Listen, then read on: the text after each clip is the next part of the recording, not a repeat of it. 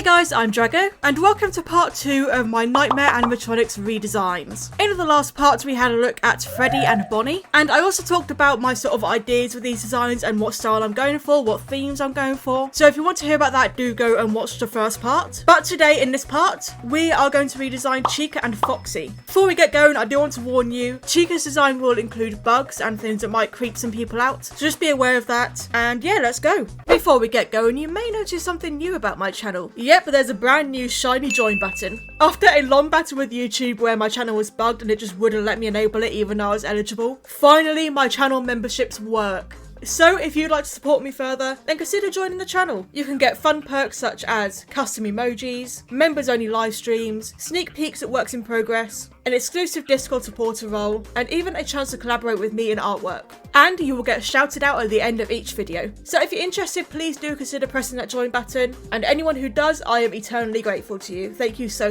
much. So of course I'm keeping the same themes as last time, to keep all of my redesigns consistent and within the same sort of idea. A rough recap for that idea is that I'm making these designs both organic and mechanical, a mix of the two, in order to fit into the two theories surrounding FNAF 4. One being dream theory, where these guys are dreams, in which case a child would perceive them as the real animal rather than the animatronic, which leans into the organic part, but at the same time, because they've seen the animatronic, there's also mechanical parts involved. And then also leaning into the illusion theory, which comes from the books. I can't remember exactly which story it is, but it's the idea that instead of actual dreams and nightmares, the nightmare animatronics are mannequins that are then made to look like the nightmare animatronics via illusions, be it the illusion discs or the gas. As a result, they still have the mechanical form because they come from blank mannequins, but the illusion gas or whatever gives them that organic look as well. So that's a brief recap and what I'm sort of making sure these designs sort of fit so that they can go into one or the other. But yeah, going on to Chica herself, my idea here was to really lean into her obsession with food. Chica in the games has always liked her food, and to sort of put a horror twist on that, I thought about having rotten food. And what does rotten food attract? It attracts flies and maggots. So I decided I was going to have her absolutely chock full of maggots all over her, and I wanted them mainly coming out of her mouth. That's where most of the rotten food would be, all stuck in her teeth and stuff. The maggots just spit out of her mouth, like there's just water full of bugs, and there's probably like a pile of writhing maggots everywhere she goes, just trailing her. To further that idea, I also wanted the cupcakes to be made out of maggots. It took me a while to come up with this because I didn't know what to do with the cupcake exactly. But then I thought the cupcake is food, and then I thought maybe I can make it a rotten cupcake mouldy. But then I thought if it's mouldy and rotten, then all the maggots would consume it. So I decided to have the cupcake made purely out of maggots. And this cupcake can detach from Chica, and it's like this hive mind that is connected to Chica. And the cupcake, which is this writhing pile of maggots that forms the general shape of the cupcake, can go throughout all the house. Probably moves by just being a writhing pile of maggots, like it doesn't even keep its form while it's moving around, it just slithers around as this pile, and then it'll form the cupcake and probably alert Chica to where you are. So that's the general idea I had with Chica. Other ideas with their design I had was to have her have a really big beak. I think the mouth is like the main part of Chica here. Again, that leads into the food theme, and if you think about the idea of that beak chomping down on you, like having it big enough that it can fit your whole head in her mouth and just squish you like a watermelon. I really do think she's a biter, and so I think having a huge beak works. But to exaggerate the beak being her main sort of form of attack, I made the rest of her quite scrawny and underdeveloped. She has very underdeveloped wings and arms that really don't do much, so just kind of keeps them tucked into her body. They've not got much strength to them, they're very thin and flimsy. And her legs aren't very powerful either. They're enough to support her, they're enough for her to get around, they're enough for her to run around, but she probably doesn't have a very powerful kick. All that power is in her beak. It did take me a while to get it looking right. It was a difficult pose, especially with the angle of the beak I was going for, because I wanted it wide open. But in the end, I got there and I was able to do a more refined sketch. When I'm sketching these guys out, while I have a general idea in my head of what I want to do, a lot of the design choices actually come along as I go. So for example here, I decided to have Chica have this droopy skin on her face. It was something that I tried and something that I thought looked quite cool. It sort of added to the decaying feel, which fits into the rotten food theme. And so sometimes when you go into redesigning something, yeah, you have your general idea, but I always find at least that I come up with a lot of ideas while I'm going along with it. And that's perfectly fine. Things don't have to be set in stone to what you initially think. You can experiment, you can mess around, you can modify things, and that's perfectly fine. Let your creativity flow. Line in Chica was an absolute pain. I'd put so much detail into this that it was just so difficult to do. I love doing really detailed line art. It's like one of my favourite things in art is to make my line art really detailed, put a lot of texture into it, a lot of line rate variation. But god, did I do so much on this. It took so long. Especially those goddamn maggots. What was I thinking? Having to line every single individual maggot and make sure to have the grooves of their body visible. So it's not just a smooth worm, it's actually the segmented grooves of the maggot's body. Oh my god, I was losing it. I was losing it by the end. I mean, Chica's mouth alone, so the beak, the teeth, the inner mechanical jaw, the flesh, the maggots, all of that took me 1 hour to line alone, just for the beak. So you can imagine how long the rest of this took me to do.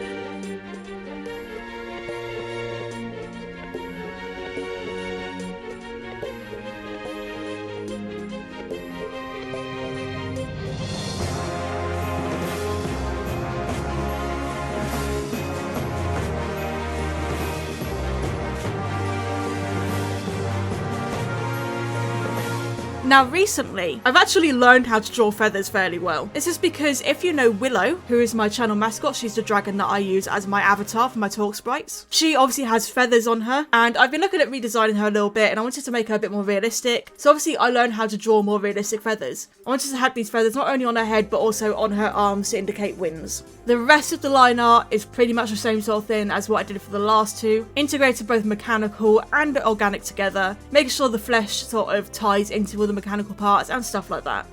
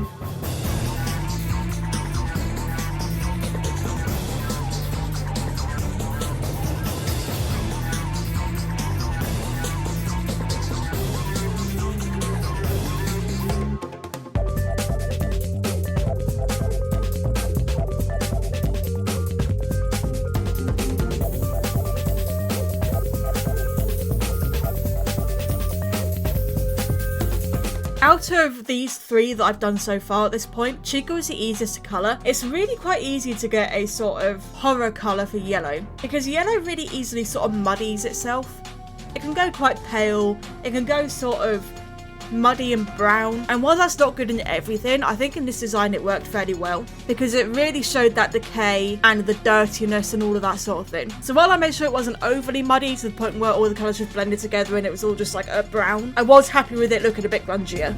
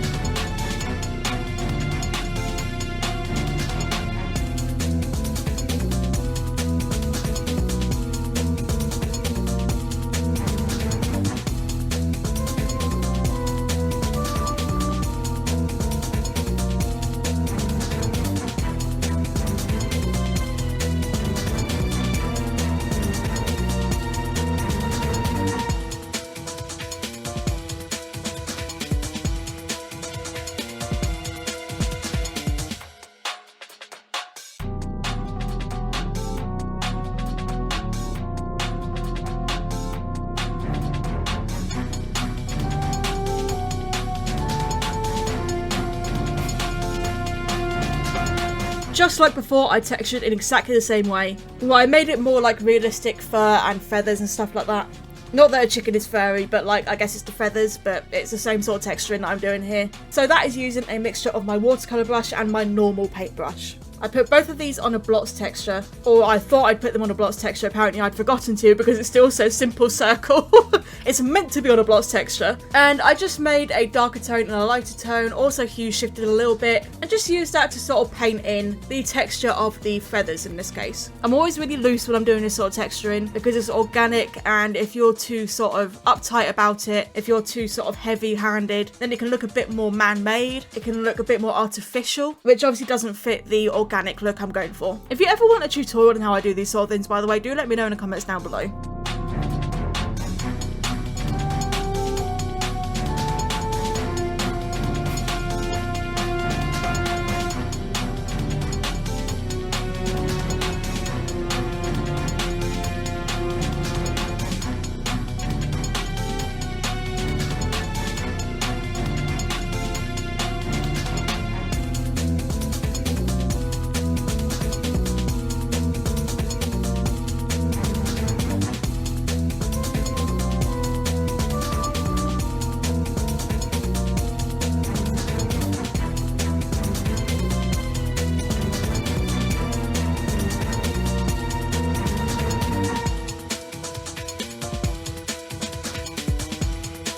Once everything was textured, the final thing to do was some shading. I used a red hue as I have for the others, and because this is just a redesign on a transparent background, there's no environmental lighting, so I mainly use this shading just to help define some areas a bit more, make it look a bit more 3D. And honestly, in the end, I really like how she turned out. I think she's my favourite one so far that I've done.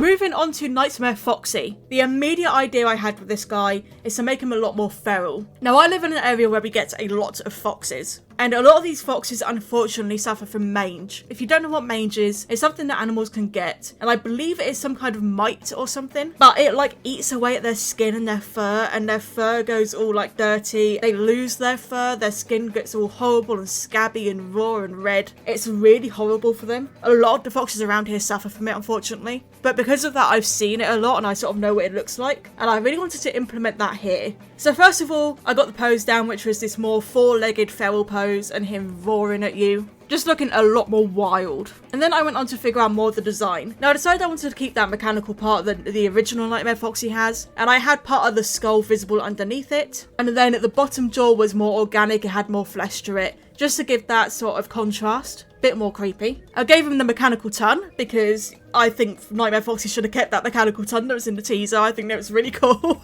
So I had to give him the mechanical tongue, just as a little sort of, you know, nod to that. And I made his eyes really small and made them look really wild and just sort of not very sentient. That's sort of what I was going for Nightmare Foxy, just him sort of working on pure instinct, pure animalistic instinct. So to get the idea of mange in there, I made him really scrawny, which these foxes that have mange usually are. And I also had it so he was missing patches of fur. And in the colouring, I'd make sure those patches of skin that are visible from the fur being missing were really, really red and raw. Now, at this stage, you may notice something, and it's something that I didn't notice until way later. I completely forgot to give him the shorts. So obviously, Foxy has a pair of shorts that he wears, and I totally forgot to give him that. And it was only later on when I'd already sort of done the colouring that I was like, it took me a while because I was looking at it thinking there's something wrong, there's something missing, and then I realised he didn't have those shorts. And they're like such a vital part of Foxy's design. So I had to later on find a way to add those in, but don't worry, I did add the shorts in eventually. Now I wanted to give him a tail because foxes have tails, and I decided to really lean into the scrawny mange disease look by having the tail completely bare. Just a thin line of metal part of the endoskeleton. Probably something that he can whip around and really hurt you with if he catches you with it. Again, this guy was really detailed, so lining took a while.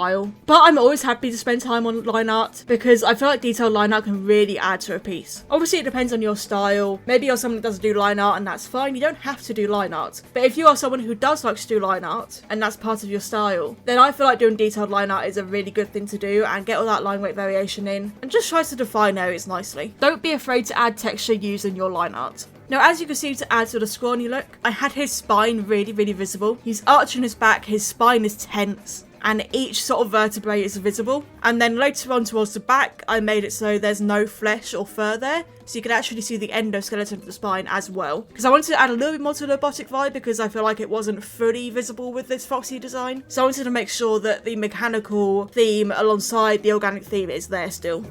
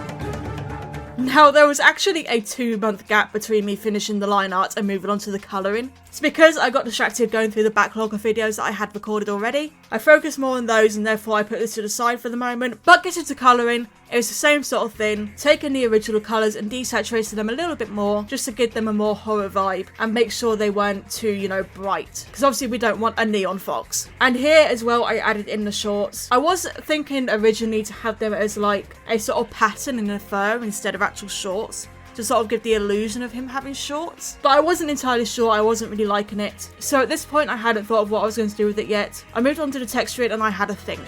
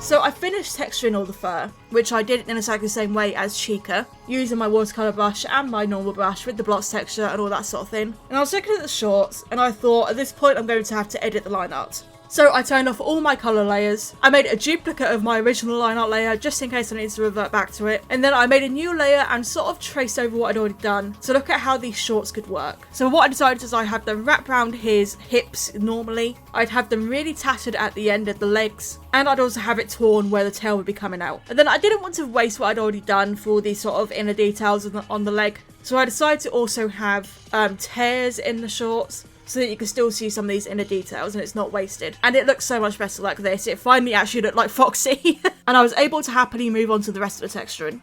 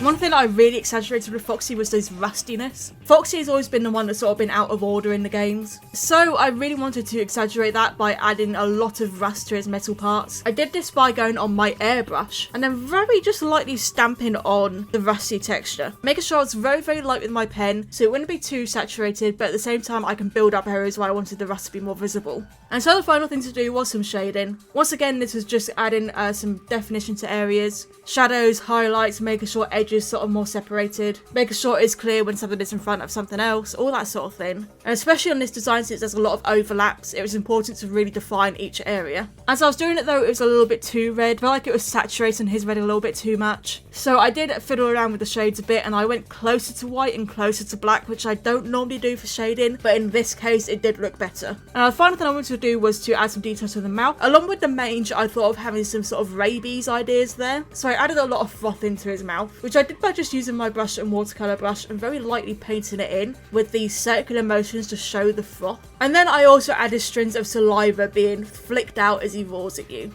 And those were the finishing touches.